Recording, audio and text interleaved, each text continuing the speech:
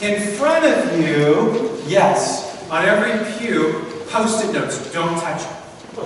Just leave them alone. I know it's going to be a temptation, because I asked you not to. Gary Voigt, don't touch it. Anyway. So there's a story told, and remember, whenever it's a story told, maybe it's true, maybe it's not, okay? An elderly woman came to church. It's her first time in this church. It's a country church. And as she walks into the sanctuary, an usher welcomes her and says, "Can I help you sit down?" And she says, "I'd love that." So he guides her and he asks her where she wants to sit. And she says, "All the way to the front." "All the way to the front?" The usher said, "Yeah, all the way to the front." And he whispers very quietly, "Just so you know, the pastor's really boring." She looks at him and says, "The pastor's really boring. Do you know who I am?" And he says, "No idea." She says, "I'm the pastor's mother." The usher looks at her, he's getting a little red-faced, and he goes, "Do you know who I am?" She says, "Not an idea." "Good." And he walked out. Do you ever find yourself going into avoidance mode? When something happens, when you're not really sure what to do, maybe it's painful. Maybe. So in 1971, Pastor John was 10 years old. It seems like yesterday. My brother and I were doing what 10 and 11-year-old boys do on a Saturday. We were playing with sticks, sword fighting, and suddenly I found a sliver going under my fingernail, index finger. I had this crazy idea very quickly that to go and tell my parents would be far more painful than just to leave it in. You ever had those crazy ideas as kids? So, for the next several days, I hid the sliver under my finger. And it's my index finger. And everything you do, you touch, right? And so I was wincing, and my parents were saying, "John, is something wrong?" Nothing is wrong. And I hid it, I thought, oh, so well. So a couple days go by, and all my hard-fought hiding led to an infection under my nail. Man, it got worse. Swollen, the red grew, and I finally surrendered. I finally surrendered to my parents, and they took it out, and it was the most painful thing I had experienced thus far in my life. And it was not lost on me. Hear this. It would have been far less painful to have had them take it out in the beginning than to wait. Right? Far less painful. It still hurt like crazy, of course. But it would have hurt far less. You ever found yourself with a sliver in your heart because of a relationship? This cat gets it. It's like a duh. Of course we do. We've all had slivers, or we still do, and we have this crazy idea that it would be far less painful just to live with it than to have it taken out, to deal with it. You know, in the process of healing relationships, there is some pain. There's no doubt. We have to humble ourselves and talk to the other person and work to resolve, which could be that we have to ask forgiveness or we have to give forgiveness, right? Those are all humbling, even painful moments, but it's not lost on me. To leave the sliver embedded in my heart over time is far more painful. Far more painful than just to deal with it. So we go into avoidance mode, right? And whether we've read Avoidance Mode for Dummies or not, we act like it, right? This is a national bestseller, folks, and it's not even a book. It's in every one of our hearts. Avoidance mode. It's what we go to. We attempt to hide our pain, and as we hide it, do you know how obvious it is when that sliver was under my fingernail? It was John, is something wrong? No. John, is something wrong? No. I got grumpy and prickly, and I want you to know when there's a sliver in your heart and in my heart, you know what we do? We've read the book on dummies. Because someone says, is something else? We go, no. Are you sure? You're so prickly. You're so... No! There is nothing wrong. And we're so ridiculously obvious that there is, right? For those that know us. You can hide it in public, but it's really hard to hide when it's alone. Or when you're with others. Now, why does it hurt when you have a sliver into your fingernail? I know that's ridiculous, right? God did not make you and me to have something go under our fingernails. By the way, that's historically been called torture, right? Seriously. And God never made us to be this kind of way because it's putting pressure where pressure was never intended. Okay? Why does it hurt when we have slivers in our hearts? I know, again, it's obvious. You were never, and I was never created to have them in there in the first place. That's not how God made us. And it literally creates pressure where pressure was never intended. Now, you see, we were made to be in a community of love and in a community of unity. The Father, Son, and the Spirit, this is a picture, a symbol of them dancing together in community. That's how God made us to be as well. Living in a community defined by love. Just so happens that our vision statement is loving God well, loving ourselves well, and loving others well. The word well is key, right? Key. And it comes from Jesus' great commandments, the two. To love God with all our heart, soul, mind, body, and strength, and to love others as we love ourselves. So that's the goal. That's the pursuit, literally, of the kingdom of God. In John chapter 21, Peter is in high avoidance mode. He's in high avoidance mode. His heart, the disciples' hearts, they've all been broken. And the disciples, they've been hiding behind a mask, but underneath this is what they're feeling. You ever done that? Have that little sign up, oh, I'm good. I'm really bad. And then Peter, if 10 is perfect and 1 is awful, he comes up with a 0. That's where Peter is. Alright? That's how his life is feeling right now. And so Peter decides to go fishing. It's what he used to do before he met Jesus. It's kind of what I think he thought calms his heart. You see, for Peter, he thinks life is never going to be the same. Never. Can I ever possibly be forgiven? If we go back just a couple of days before this event, what we discover is that it's what's called Maundy Thursday. Okay? We celebrated that here. It's the Holy Week, part of Holy Week. It's the night Jesus gets arrested. And they are having, the disciples and Jesus, they're having like a party. That's how the disciples said. They're celebrating Passover. And Passover is this amazing moment of remembering God freeing Israel, right? Freeing. Restoring hope. It's a beautiful time. And in the midst of that, they start talking about what's happening in Jerusalem, and that at any moment the Roman guards, the guards from the temple, could come and arrest Jesus, and Peter starts bragging.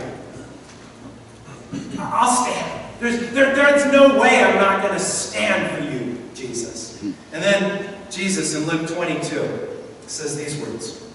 Simon, Simon, Satan is asked to sift each of you like wheat. But I prayed for you, Simon. I prayed for you, Simon, that your faith may not fail, and when you turn back, strengthen your brothers. So Jesus is actually giving Simon Peter some clues about what's going to happen. There's going to be something in the very near future that's going to shake his faith. Shake it. And when you've returned from that shaking, that brokenness, make sure you help your fellow disciples. Okay? Then, here comes the punchline. Verse 34. He says, before a rooster crows in the morning, you will deny me 3 times. Oh, that set Peter off. How could you ever think I would forsake you, Jesus? How in the world? I'd rather die. Rather die. A short time later, they are in what's called the Garden of Gethsemane. It's a place Jesus took the disciples to pray often. They're praying. Soldiers come with Judas to betray Jesus, and Peter whips out a sword, and he hasn't practiced very much, right? Because he goes to strike at a person, and he actually cuts their ear off. That's how bad it is. Jesus tells them, put that sword away, and then he heals the man. Kind of amazing that they still arrested him even after that moment. A short while later that night, they are in the courtyard of the high priest. All the other disciples have fled. Peter comes back, and he's kind of in the back of the room by a fire. And it's cold, and a little girl walks up to him. And by the way, Jesus is up front getting interrogated, right? He's being tried. And a little girl walks up to Peter and says, aren't you one of Jesus' disciples? And Peter says, no, I don't know. Time goes by. Another person comes up and says, you've got a Galilean accent. Are you a follower of Jesus? And he says, no, a little bit louder. And then almost at dawn, a third person comes up to Peter and says, weren't you in the Garden of Gethsemane when we arrested Jesus? And Peter, it says, cursed and yelled, I don't know him! And when he yelled, I don't know him, the rooster crowed, welcoming in the morning. And Jesus and Peter's eyes lock on each other. And Peter is undone. He is undone. You know, the word Peter means rock.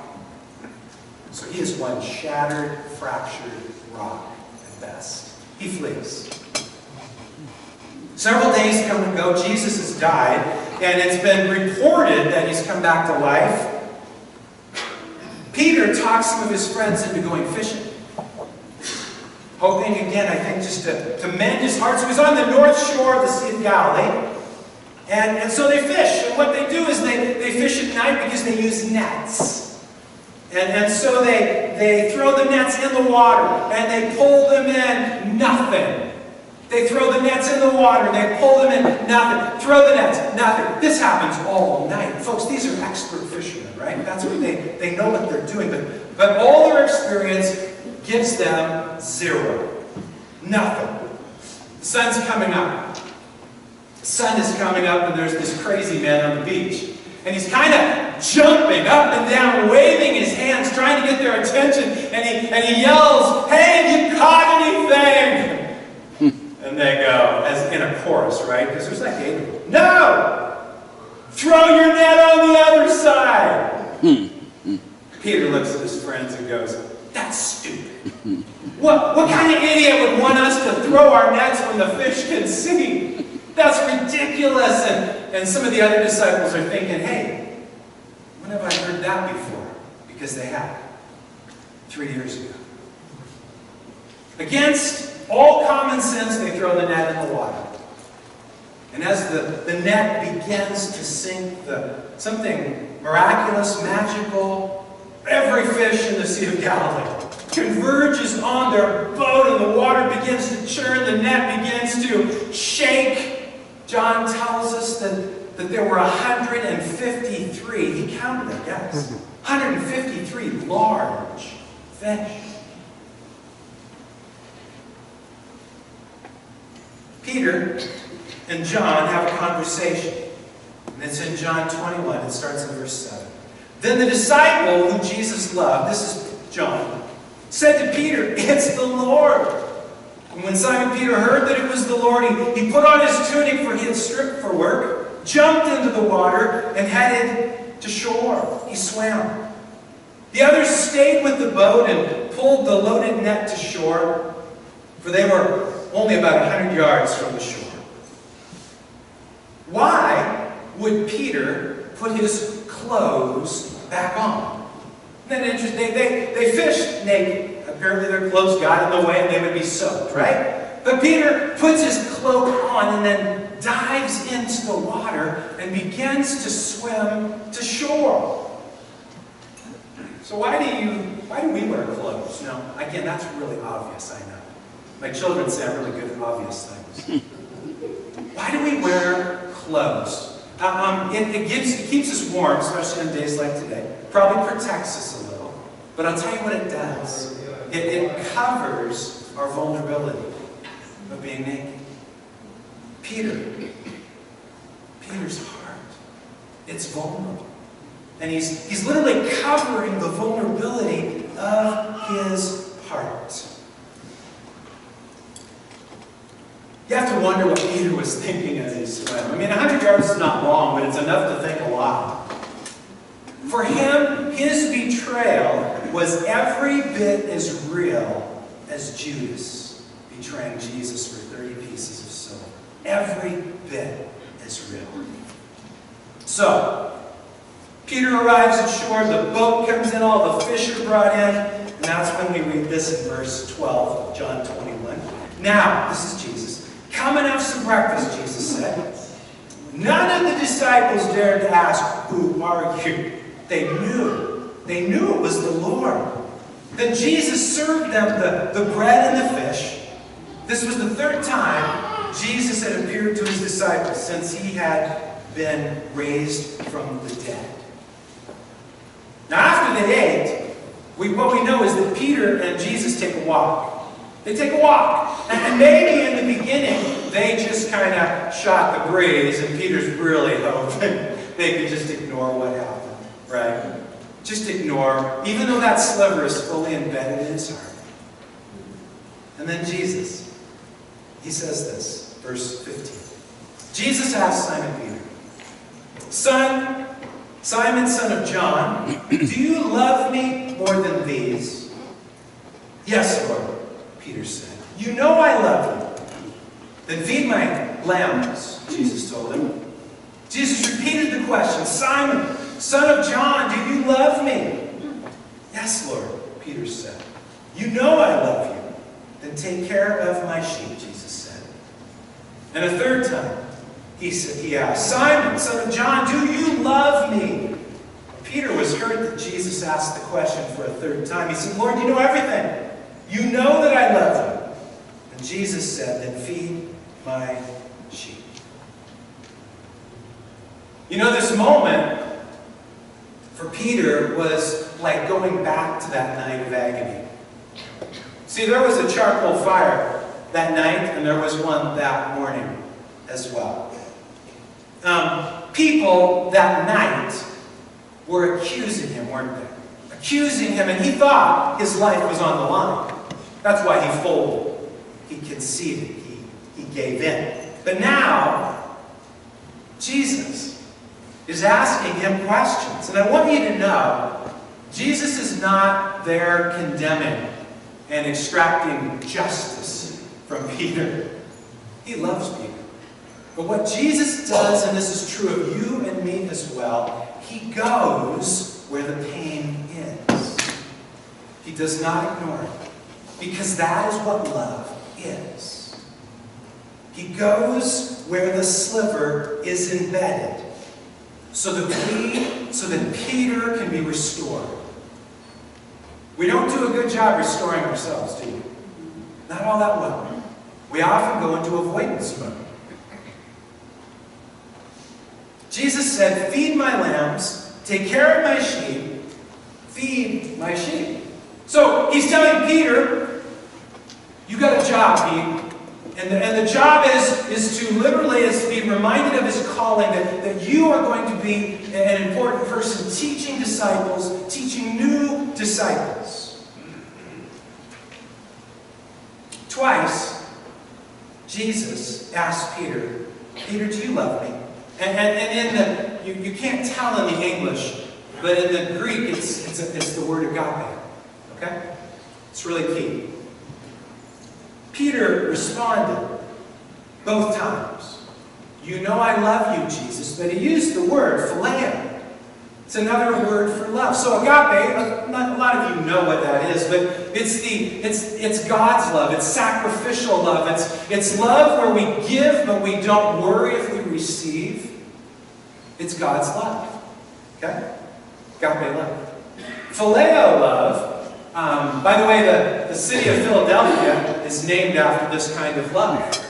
It's the city of brotherly love. So that means if you walk across the street in Philadelphia, you won't get hit.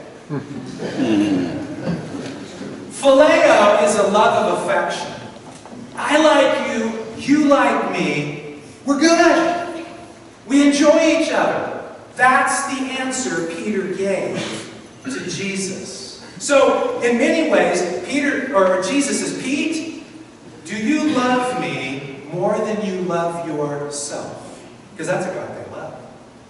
And you know what Peter says? Jesus, you know I don't. I don't love you that way. It's awesome that Peter could be that awesome, that honest in that moment. And then, remarkably, the third time, this is where it gets fascinating to me. Jesus changes from agape love to phileo love. Peter, do you phileo love me? And Peter says, you know I phileo love you. Why would Jesus change? Isn't that interesting? The reason he changes, and by the way, that is such a picture of grace and love, that Jesus would change. He's changing because he's going where Peter is. Not where he is, where Peter is. Jesus goes where we are. That's where he starts. Now, it's not as if Jesus did not want Peter to love with agape love, right? We get that. It's not as if he doesn't want us to love with agape love. You know, he just told them in John 15, which was that night when he was arrested, he said a new commandment is this: love one another. Agape, love one another as I have loved you. So that's how we're supposed to be. But our relationship always begins where we are. Always. And then you move forward. You move forward. To be clear, none of the disciples were loving with agape love, right? None. They'd all ran out on Jesus. But I'll tell you what, they will. They will. So will you, and so will I, as we get to know Jesus more and more. I want you to know, though, agape love is not a love you and I can sustain on our own. In other words, we can't grit our teeth, work harder, conquer our fears, and love agape love. See, agape love comes from God. The way we get it is we surrender to God. We say, as Jesus did, not my will but yours, Lord. Not by my will but yours. And so Peter is in the process of learning to yield to God. Jesus goes on in verse 18 and he says this: I tell you the truth, when you were young, Peter, you were able to do as you liked. You dressed yourself wherever you wanted to go. But when you are old, you'll stretch out your hands. Others will dress you and take you where you don't want to go. Jesus said this to let him know by what kind of death he would glorify God. Then Jesus said, follow me. Follow me. Peter, there's going to come a day when you're going to, because agape love has captured your heart, you're going to die for me. You're going to die for me, Pete. But in the meantime, because you're being transformed, follow me. Which are the first words Peter ever heard Jesus say all the way back 3 years before in Matthew 4. And I want you to know today, folks, they're the same words we're hearing. Follow me. Follow me. So Peter, he embraces this forgiveness of Jesus. He embraces it. He welcomes it. God removes that sliver in his heart. Peter becomes a new person. He becomes one of the most important people we know in the early church. You read the book of Acts, and he wrote 1st and 2nd Peter. He's the guy that tells John Mark the story of Jesus. That's the Gospel of Mark. It's Peter telling the story. Peter eventually goes to Rome. Emperor Nero executes Peter. He's crucified upside down, of all things. Because Peter did not want to, he didn't think he was worthy of dying the way Jesus did. Peter is a new man. He's living in the power of restoration. Living in the power of restoration. So if you and I pay attention to this story at all, what we discover is our story is very similar to Peter's. We find ourselves in it. Because the slivers of sin enter all of our hearts. It's toxic. It's what my finger when I was a child, right? That was toxic to my body. Well, sin does the same thing to you and me. We don't always think of it in the same way, but we all need spiritual surgery. Every one of us. So the question is, will we let Jesus there? Jesus always goes to where the pain is in our lives because he loves us and he wants to restore us. Will we let Jesus there? This next picture is a picture of Father Greg Boyles. He's a Jesuit priest, and he started a ministry in East Los Angeles called Homeboys Industries. Late 80s. Every year, he said, over 10,000 gang members come through their doors, seeking hope, seeking help. And what Homeboys Ministries does is they help people with addictions, with problems relationally, spiritually, health-wise. These are some of the folks that have had their lives changed. One of the biggest things they do, though, is they have 30 revolving physicians who are all trained in the art of removing tattoos through laser technology. Okay? They take the gang tattoos away. Now, what Father Greg said is that gang tattoos often prevent people from getting hired for jobs, or getting promoted, or if you're in the wrong place at the wrong time, you could die if you have the wrong gang tattoo on. To date, on their website, they have removed 11,840 tattoos. It's amazing. Giving new life to so many people. We have this sense that tattoos are permanent, right? That's the idea of them. This permanence of tattoos. And they're a reminder for these men and women of their past. So to remove them is this incredible gift. Incredible gift. But what we know is true is that these ex-gang members, they cannot remove these tattoos on their own. John is a 10-year-old. Could not remove that sliver on his own. Peter could not remove the stain and the pain of his heart on his own. We can't do it, folks. But Jesus can. Jesus can. If it's true that God knows our deepest, darkest secrets, then it's true that Jesus knows all that we are. The good moments and those really terrible moments. Will we allow Jesus there? Will we? 1 Peter chapter 2, verses 24 and 25. It's so interesting. This is Peter saying this. He, Jesus, personally carried our sins in his body on the cross, so that we could be dead to sin and live for what is right. By his wounds, you are healed. Once you were like sheep who wandered away, but now you've turned to your shepherd, the guardian of your souls. Do you know how autobiography? I can't say that word right. This is Peter's story. This is his story. Jesus, you carried my sins on the cross, that I might be free, that I might be healed. And then he says, but once you were like sheep who wandered away. Who is he talking about? himself.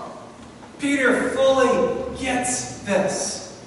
And now he calls to us. Now he calls to us. And you know, there is a price for restoration. There's a price. Jesus carrying our sins on the cross. Jesus died. Jesus died. Greg Boyle says that when you get a tattoo removed, it's like pouring boiling water on that spot. And it does not happen in a second. It is extremely, extremely painful to have a tattoo removed. Folks, the cost we have is we have to literally die to ourselves as well. Because we're called now to tell the truth. That's painful. Tell the truth. Stop lying. Ask forgiveness. Give forgiveness. Our wounds, our pain, our very brokenness. But this is what happens. We receive life. Restoration. Hope. Isaiah said this. I alone will blot out your sins. And this is God speaking. For my own sake, and will never think of them again. That is such cool news. I'm just telling you. Then, we discover in 2 Corinthians that we also receive freedom. Freedom. Now the Lord is the Spirit, and where the Spirit of the Lord is, there is freedom. What I want you to do with that post-it note, right in front of you. And if you don't have one, just lean over and there should be several. We're going to take just a couple minutes of silence, and I want you to write what Jesus already knows that you need to give him. It could be wounds given to you. It could be wounds you gave to someone else. It could be between you and God. There's a host of things. Just take a moment. Write them down. Okay? Write them down. And when you're done, I want you to bring them up to the cross. Because that's where they belong. They belong to Jesus. So let's do that just for a moment.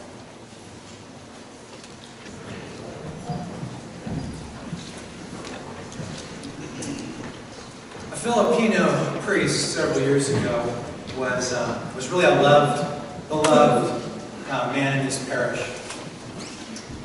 He carried in his heart a sin. He had asked God to forgive him so many times.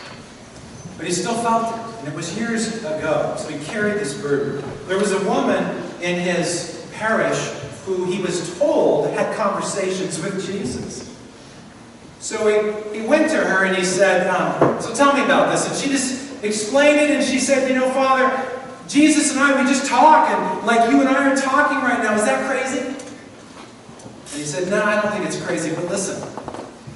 The next time you talk with Jesus, ask him what sin he committed back in seminary. Then we'll know it's Jesus. So they departed. Several weeks came and went, and they met again. And the priest said, so you had more conversations with Jesus? And she said, yes, I have. And he said, so did you ask Jesus my sin from all those years ago? And she said, yes, I did. And the priest kind of leaned in and said, so what did he tell you? And she paused, and she said, Jesus said, I don't remember. I don't remember. Folks, there's a lot of sin. Potentially just for a lot of forgiveness that we are dying for. And you know, as it comes up front, as we have said, Jesus, I'm giving this to you, you know what? He doesn't remember. And I want to pronounce over you freedom, forgiveness, in the name of Jesus. Hope, restoration. Jesus is pulling the slivers out of you. He will let you have them. He's taking the tattoo off our arms, giving us new life. Giving us new life. New hope. So what I'd like us to do is just to stand as we sing. And as we sing, I want you to know that it's called Lord, I Need You, and many of you know it and you've done it a lot. But it's a song it's a prayer. It's us asking God to be the one. I also want you to know there'll be some folks up front that would love to pray with you. Because I recognize the healing of Peter is the healing of us as well. And sometimes we need others to be involved in it. It might mean that you need to ask somebody forgiveness as well.